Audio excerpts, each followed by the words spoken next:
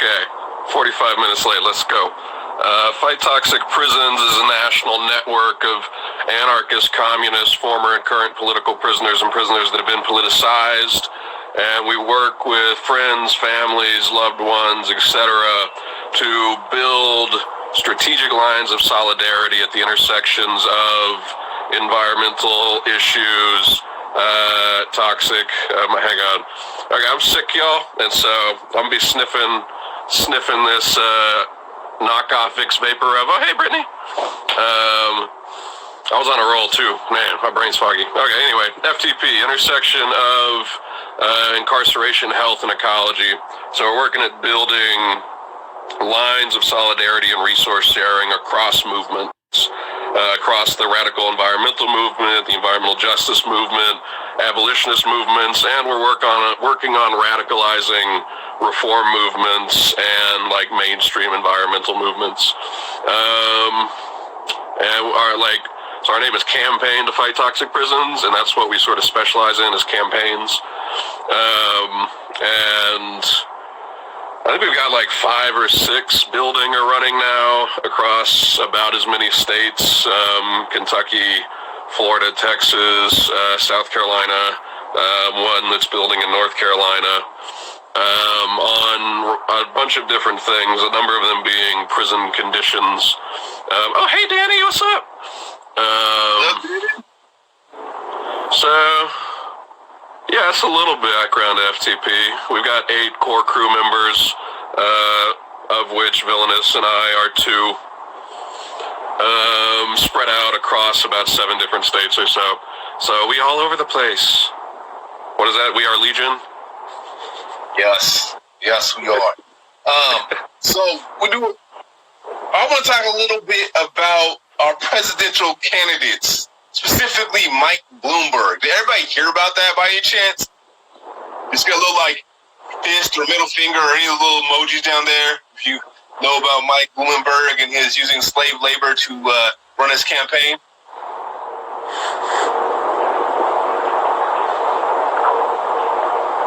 Nope. Brittany says yes. Okay. So, and for people who didn't know, basically what he did was he had the company contract out with prison labor so he could have them running the phones to reach out to people to get people to support his campaign. And it's really fun way to, I guess, do some right? Like, and he claimed that he didn't know, and it was just the people he hired to run his campaign. Which, if that was true, I don't know how much better that is, but I don't know if I believe it. What do you think, Jordan? Yeah, so the 2 call centers inside the prisons were in Oklahoma, just north of me right now, and in New Jersey. And the only reason that folks on the outside found out about it was because one of the prisoners in Oklahoma was able to get out. I'm not sure what they're, a kite, a letter or something to some reporters. I think it like New York Times broke it or something. And like, yeah, sure. I think that he probably didn't know himself, right? Because that's how built-in deniability works within state corporate crime. Is the people at the top always have plausible deniability because they don't know exactly what's going on, but they know something's going on. I'm pretty sure he could have looked at how much they were paying call center workers to do that and be like, oh, we're only paying them $20 a month. I wonder where that money's going. Yeah. And that's how much that, at least in Oklahoma, there's contradicting things. Some say that state of Oklahoma can pay like up to $20-something a day, and the other one says like $27 a month. My bet is it's closer to the $27 a month. And so, yeah, Mike Bloomberg, 2020. Fuck that dude. But, I mean, I gotta say, like, I don't believe 1 minute, $20 a day. That's utter bullshit because in reality, like, the feds, will they pay you like $1 a day? You know what I mean? The state, I'm sure, is even less. And I know they were saying, at least on TYT, that that they were basically getting paid the prison minimum wage, and then they're getting paid $1 a day for their labor. And so basically, the prison was confiscating all that money for themselves in their own pockets to make themselves wealthy. And, then we got prisoners calling to support a presidential candidate that, of course, they don't give a fuck about. They just want to not get a right up and go to the hole, which is even more crazy because if you don't do your work while you're in prison, they put you in a hole. So you get thrown in jail inside of jail. So the amount of abuse and coercion around these political candidates, like, wow. And I'll bet you it's not even just him. I bet you there's more people using that shit. We just don't know about it yet. Yep.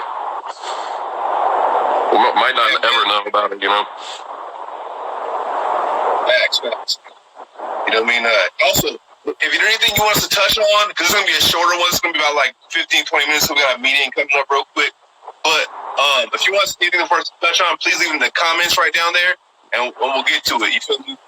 We might just figure out a way to feature your comments if possible.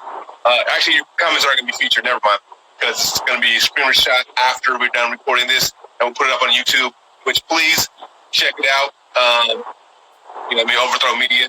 But, so when we think about prison abolition, right, what is the direction that you feel that we got to do? And how do we, buck back against atrocities like this with Mike Bloomberg and his way of trying to become the leader of this fascist country? Yeah, I don't know. I've been thinking a lot about sort of like horizons in the fights that we're like shifting towards and how we need to be preparing for those horizons. And I think one of the things I keep seeing in every place I've been like stopping and visiting folks is there's been a massive shift towards local county jail expansion, because if we take, for example, California passed the state level lowering prisoners bill or whatever. My brain's not working, but state level they had to lower their prison populations, right? What did they do? They didn't let any folks out. All those folks just got shifted to county jails with even less resources, even more overcrowding, and nothing goddamn to do. And on this past trip that I did from Michigan down to Kentucky and Tennessee, every place I stopped had county jail expansion plans that they were trying to fight. And so what happened, for example, in Kentucky is the Madison County Jail in Richmond, Kentucky, where I did my master's. They're wanting to expand the county jail, a new $45 million county jail, because they're getting contracts from the state for $31 a day, and the prison right there, or the jail right there, is at 350% capacity, because they were like, oh, $31 a day, we're just going to take what were two-person cells and stuff them with 6 bunk beds so they can just rake in the cash, right? And I think that's sort of the horizon that it's going to be going, is the contracts with state jails that are trying to show that they are, quote-unquote, reducing prison populations, pushing prisoners into county jails, and then contracts with, ICE, because the Fayette County Jail in Lexington, Kentucky, they're contracting with ICE right now, for example, even though they're a quote-unquote sanctuary city, bullshit, to warehouse immigrants for $120 a day, right? And so I think as, the entire prison system is shifting towards pushing people into county jails, that means all of our fights against the carceral state and its manifestation in prisons and jails most directly is going to have to get a lot more decentralized and a lot more grassroots and a lot more building up of grassroots networks, because without that we're not going to be able to fight all these fires, right?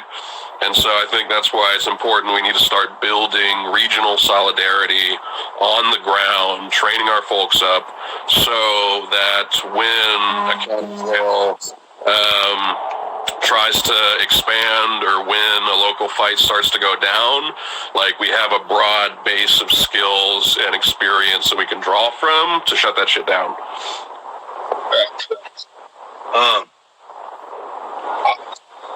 it seems like it's just the tip of the iceberg, though, right? Because, like, how do we break the pattern dependency on slave labor and the system that's based off of it, right? Like, what are the things we should be doing? Hi, Lana. It's good to see you. Long time.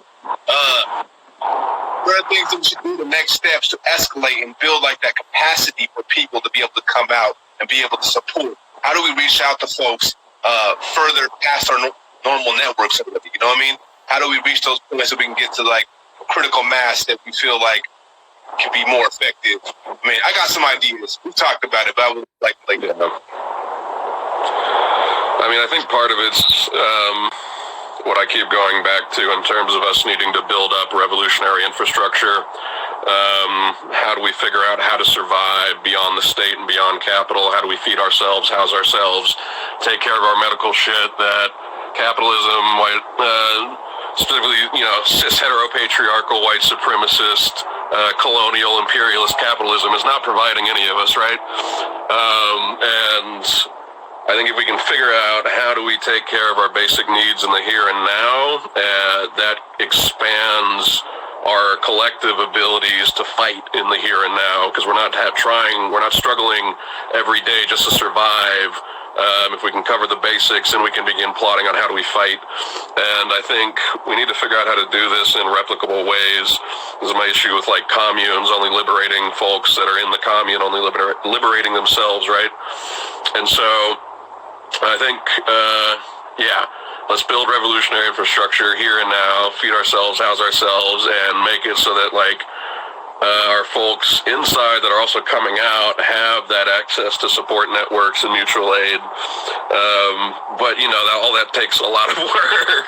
And so I think we need to like throw down and get together and figure out how do we do the work.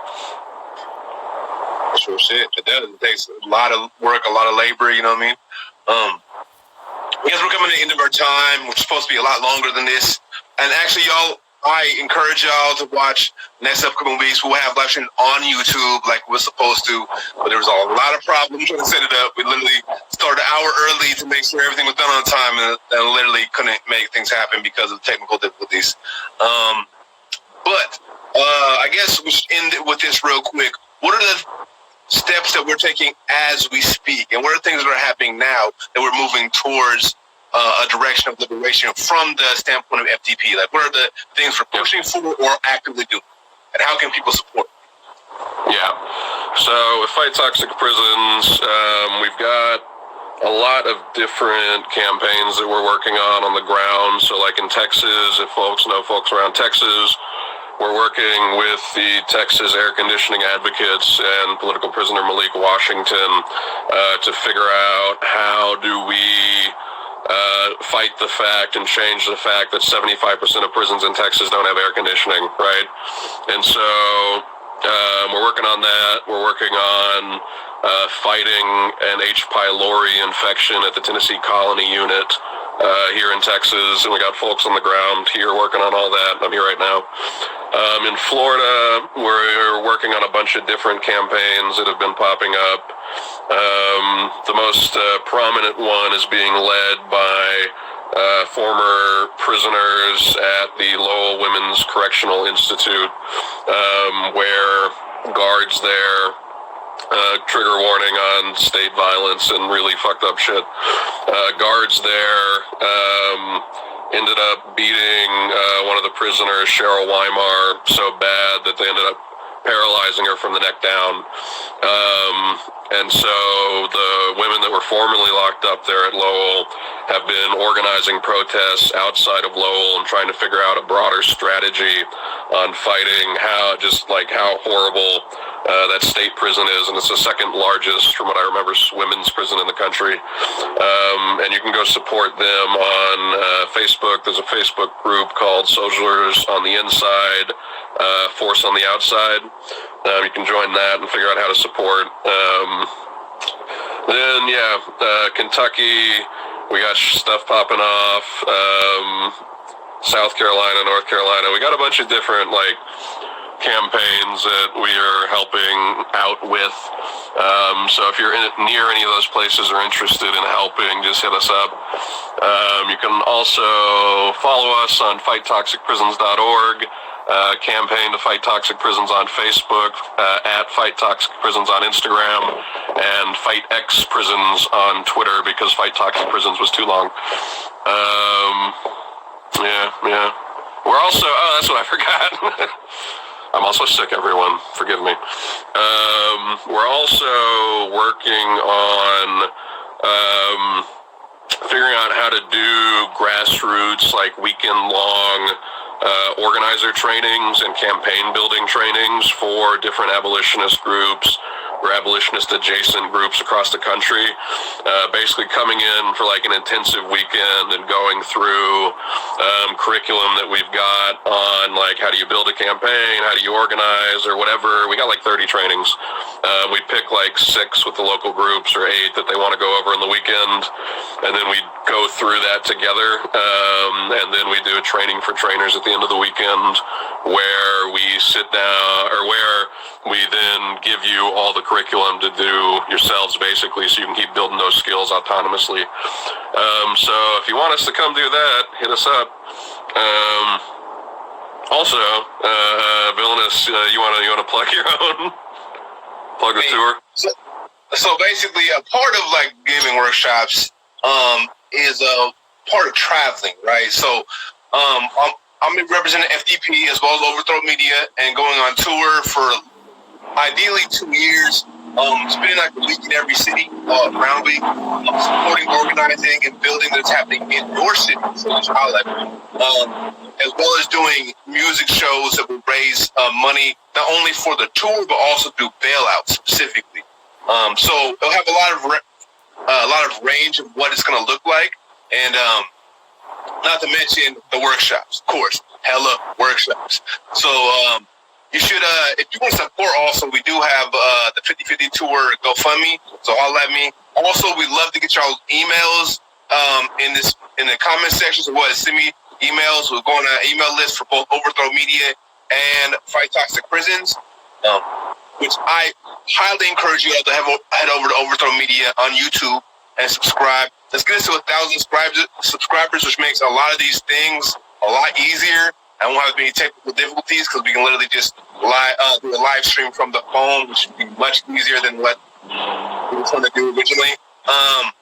And it will still be higher quality than what you're getting right now through Instagram. Make sure to follow the Instagram as well. But so if y'all want to support the GoFundMe, please do. Please share it with people. Send it to rich people that are about abolition as well. They can throw some good money, because we got some setbacks, just like the live stream, with like the head gasket blown in the vehicle that was going to be used. So we got to get new vehicles, more stuff. But we should still all of this build. Also, I want to talk about a little bit before we hop off. We hop off very quickly. There's a lot of things going here locally in Seattle as well. So if you're in Seattle, we got to realize they're trying to do things like take away people's right to visiting and stuff happening right now. And so let's connect and build that way. You can always jump in my DMs. I will respond, especially if it's about building or about music. You know what I mean? So, that's all. Shoot that email, and then you'll get, like, as soon as stuff drops, you'll get a straight email, so you don't have to, like, when are they putting out new stuff? When is a new interview coming out? What is new music? All that stuff will just pop up in your email if you send us an email. So please do that. Follow me. Follow Jordan. Follow Fight Toxic Prisons. Follow Overthrow Media on YouTube, as well as a rapper if you like some comedy and gaming. All right, y'all. Deuces. Peace.